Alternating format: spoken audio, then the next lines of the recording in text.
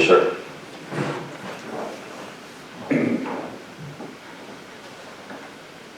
Yeah, my name is Bryan Norris. I'm not here representing a group, but I was the lead for the Independence County Paper Ballot Initiative, so in some format you can say that I represent that group. Who am I?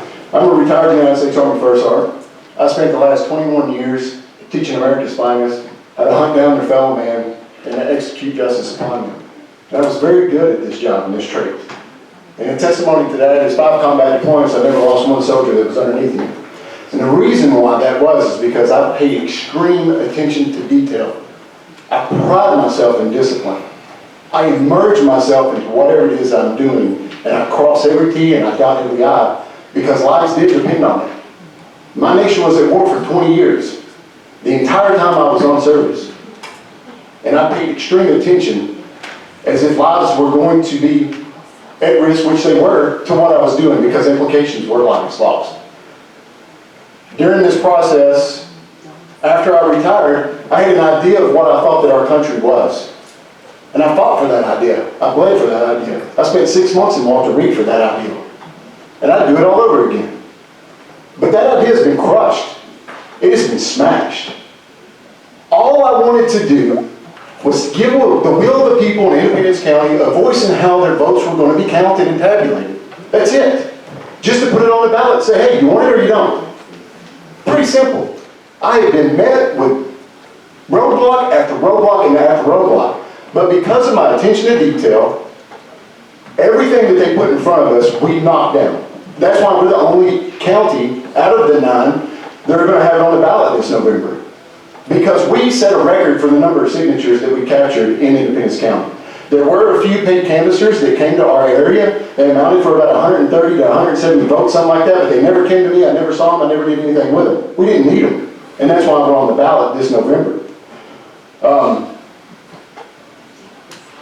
And to be sued by my county clerk and have it go all the way to the Supreme Court to simply have something put before the people to say, would you like this or not? We didn't have a choice on machines. They showed up one day.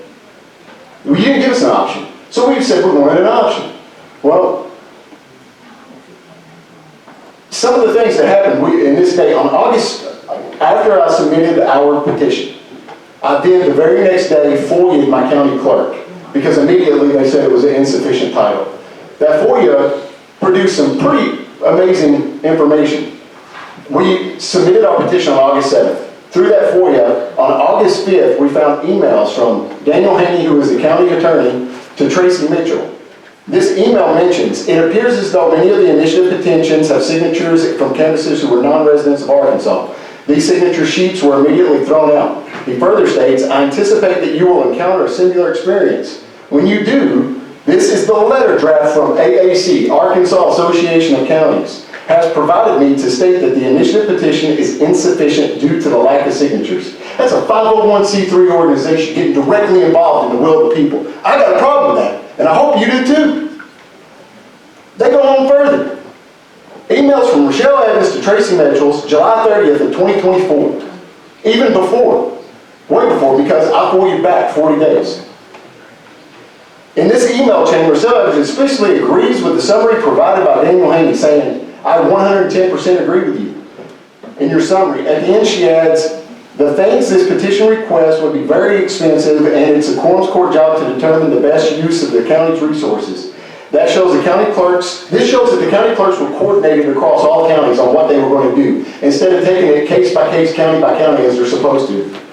Right? And this was likely under the AEC's guidance as well. And further clarification from Rochelle Evans, the title doesn't clearly inform a non-disabled voter will have a choice between machines and paper ballots. It's allowable to point out the disabled person by being the only reason why you can't vote with a machine. Now here's some of the AAC's direct involvement. On that August 5th email, Haney forwards another email to Rochelle Evans stating the AAC would like to save the ballot title for the next election cycle because every county has had sufficient signatures. This suggests that the AAC had a game plan of how they were going to game this out and stonewall us to 2024, 2026, and then even further.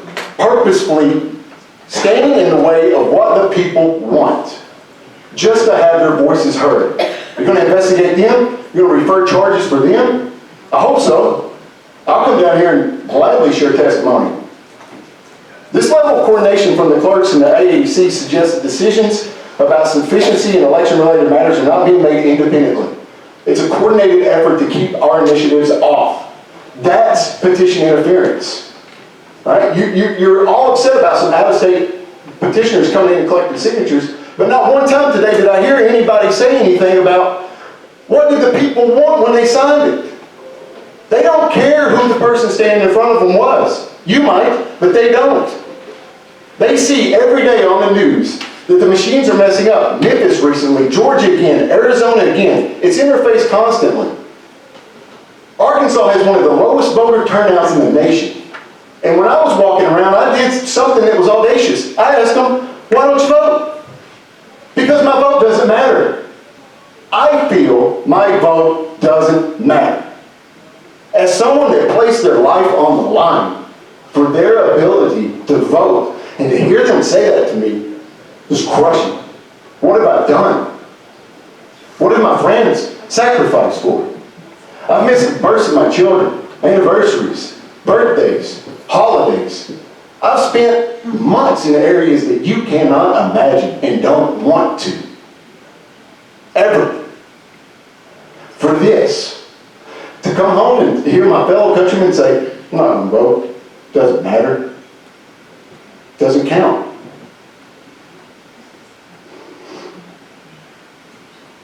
And another point that I would like to point out here is when we're concerned about organizations getting involved in the petition process, I've helped the Arkansas Family Council with numerous activities. Are they subjected to the same scrutiny? Because they send out flyers, they do phone banking, they do emails, they do social media, they get directly involved. Do they register themselves every time with every issue? I don't think so. And there's plenty of organizations that go out there and do that.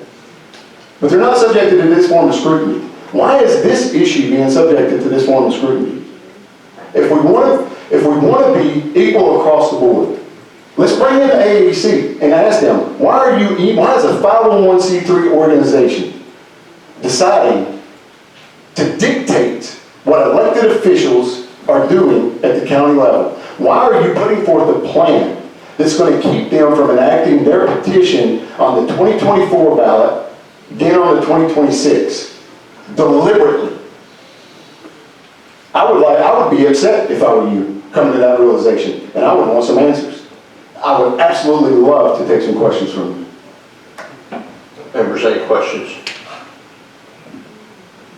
Sir, I do not have any lit up at this time.